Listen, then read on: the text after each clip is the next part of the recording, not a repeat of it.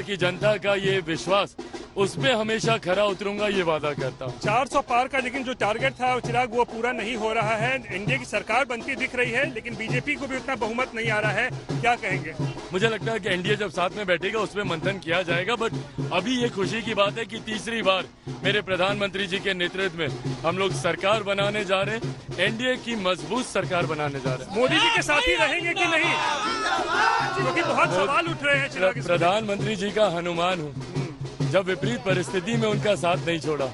आज तो सरकार बनाने की बात है, मजबूती से सरकार बनाएंगे और 5 साल तक प्रधानमंत्री जी के नेतृत्व में सरकार चलेगी। एक सवाल, इंडिया गठबंधन के लोग नीतीश कुमार पे डोरे डाल रहे हैं कि आ जाए तो डिप्टी पीएम और क्या क्या बना सकते हैं। मेरे मुख्यमंत्री की एक अहम भूमिका रही है एनडीए के इस प्रदर्शन में। ऐसे में साथ में मिलकर हम लोग चुनाव लड़े थे, साथ मिलकर सरकार बनाएंगे और 5 साल तक मजबूती से इस सरकार को मैं, मेरे मुख्यमंत्री, मेरे प्रधानमंत्री, तमाम एनडीए के घटक दल मिलकर इस सरकार को चलाएंगे। सब एकजुट है मजबूत। क्या बात है, मैं, मेरे मुख्यमंत्री, मेरे प्रधानमंत्री सब मिलकर सरकार चलाएंगे। ये तो बिल्कुल, ये जो परिवार वाली इन्होंने बात की है ना, दिल जीत लिया है इन्होंने सबका। शिल्पी, अब यही चीज दरअसल हम देखना चाहते हैं उस नेतृत्व में भी, केंद्रीय नेतृत्व में भी, कि भाई वो नेतृत्व भी किसी भी हाल में कमजोर ना होने पाए, क्योंकि अगर केंद्रीय नेतृत्व किसी भी हाल में कमजोर होता है किसी भी वजह से, तो फिर वो देश को कहीं ना कहीं वो भुगतना पड़ता है।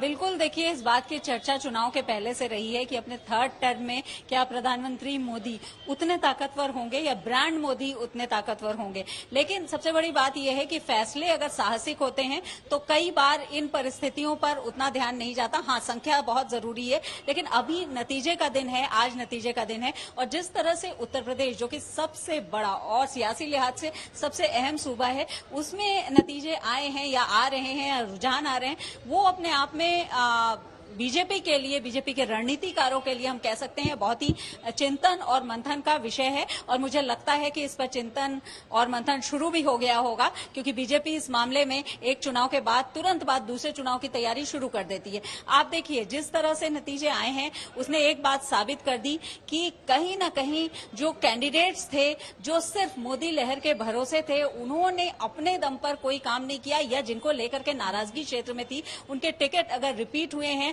तो उसका खामियाजा पार्टी को भुगतना पड़ा। दूसरी बात यह है कि जो नोटा वाले, जो हम कह सकते हैं नोटा पर जिन्होंने बटन दबाया है, वो कहीं ना कहीं वो वोट होते हैं जो हम कह सकते हैं सत्तारूढ़ पार्टी को ही नुकसान देते हैं, यानी कि सांसद पर लोगों का, उनके क्षेत्र के भरोसा नहीं रहा। तीसरी बात यह है कि महिलाओं को, जो लाभार्थी वर्ग एक बड़ी संख्या में विधानसभा चुनाव में बीजेपी के लिए वोट किया था, एनडीए के लिए वोट किया था, उनको, उनके ऊपर बहुत ज्यादा भरोसा जताया। लेकिन उत्तर प्रदेश में इस बार जाति की राजनीति उसी तरह से चली थी। कहा जाता है बिहार और यूपी मंडल की प्रयोगशाला है, तो ऐसे में एक बार फिर से वो जो जातियों का वर्चस्व है चुनाव में, वो दिखाई पड़ रहा है साफ तौर पर। और हम कह सकते हैं कि जातिगत पॉलिटिक्स चुनाव में भी हुई है। हाँ, अखिलेश यादव का जो पीडीए है, जिस पर पहले शुरुआत में लोगों ने उतना भरोसा नहीं जताया, अब इस बात को मानना ही पड़ेगा कि कहीं ना कहीं उसकी बात लोगों को समझ में आई है, पीडीए की बात। और सबसे बड़ी बात, इस फैक्टर को भी आप देख सकते हैं कि जिस तरह से युवाओं में नाराजगी थी,